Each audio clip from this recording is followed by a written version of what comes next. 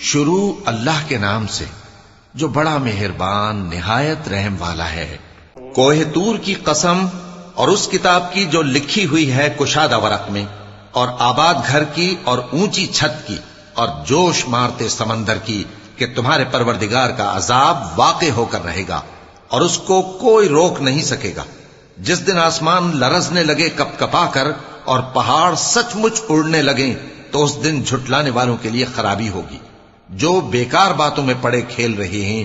جس دن ان کو آتش جہنم کی طرف دھکیل دھکیل کر لے جائیں گے اور کہا جائے گا یہی وہ جہنم ہے جس کو تم جھوٹ سمجھتے تھے۔ تو کیا یہ جادو ہے یا تم کو نظر ہی نہیں آتا؟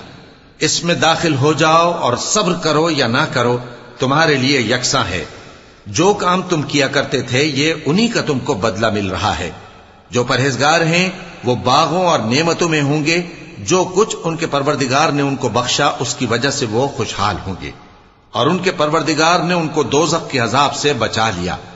کہا جائے گا کہ اپنے اعمال کے صلے میں مزے سے کھاؤ اور پیو، تختوں پر جو برابر برابر بچھے ہوئے ہیں تکیے لگائے ہوئے ہوں گے، اور بڑی بڑی آنکھوں والی حوروں کو ہم ان کی بیویاں بنا دیں گے۔ اور جو لوگ ایمان لائے اور ان کی اولاد بھی راہ ایمان میں ان کے پیچھے چلی، ہم ان کی اولاد کو بھی ان کے درجے تک پہنچا دیں گے اور ان کے اعمال میں سے کچھ کم نہ کریں گے۔ ہر شخص اپنے اعمال میں پھنسا ہوا ہے، اور جس طرح کے میوے اور گوشت کو ان کا جی چاہے گا ہم ان کو عطا کریں گے۔ وہاں وہ جام شراب کی چھینا جھپٹی کریں گے جس کے پینے سے نہ کوئی لغو بات ہوگی اور نہ کوئی گناہ کا کام۔